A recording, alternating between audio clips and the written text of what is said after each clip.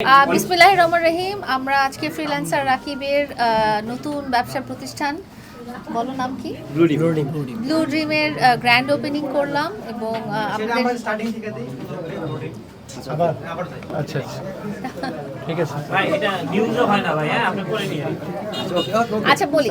বিসমিল্লাহির রহমানির রহিম। আজকে আমরা ফ্রিল্যান্সার রাকিবের ব্যবসা প্রতিষ্ঠান ব্লু ড্রিমের গ্র্যান্ড ওপেনিং করলাম।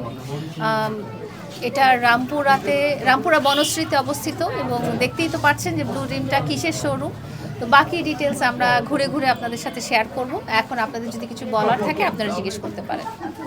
রাকিবকে দিয়ে শুরু করেন। রাকিবকে আমরা নিয়েছি, আরেকটু দাও।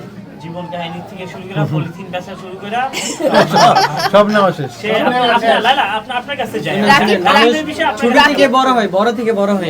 রাকিব আমার কাছে কেন স্পেশাল এটা বলেছে? এটা কি রাকিব বলেছে? রাকিব না বলে নাই। হ্যাঁ না, এই প্রশ্নটা আমি করলাম যে রাকিব আমি কেন তোমার কাছে স্পেশাল, আর কেন আপনি খালি বারবার লায়লাকেই ডাকেন? আসলে বিষয় হচ্ছে কি যে আমি লাইফে অনেক সেলিব্রিটির সাথে চলাফেরা করছি, কিন্তু লায়লা আপুর মতো আমি কাউকে পাইনি। মানে এটা আসলে আমি বলে প্রকাশ করতে পারবো না। ওনার সাথে আমার যে একটু সম্পর্ক, আমি ওনাকে বড় বোনের মতো প্রচণ্ড লেভেলের ভালোবাসি। আর উনি এতটা ডেডিকেটেড যে কোনো বিষয়ে, এটা আসলে এটা বলার মতো না। আমি আসলে এই বিষয়ে কিছু বলে প্রকাশ করতে পারবো না কখনোই লায়লা আপুর বিষয়ে। রাকিব কিন্তু আমার চেয়ে মামুনের বন্ধু আগে। এই গল্পটা একটু বলো না সবাইকে। আমার সাথে আমার সম্পর্ক অনেক আগে থেকে। অনেক আগে থেকে। আপনি কি পোল্ট্রি মশলা বলবেন? না, আমার সাথে কারোর সাথে ঝগড়া সম্পর্ক রাগারাগি কিছু নয়। আমার সাথে সম্পর্ক ছিল সেই 17-18 সাল থেকে। পরবর্তীতে আমি আমার ব্যবসা বাণিজ্য নিয়ে ব্যস্ত হয়ে গেছি। আমি কন্টেন্ট ক্রিয়েটার, টিকটক থেকে বের হয়ে গেছি। যদি আমি ওই জায়গায় থাকতাম তাহলে আমি অনেক বড় কন্টেন্ট ক্রিয়েটার হইতে পারতাম, তবে ব্যবসা করতে পারতাম না।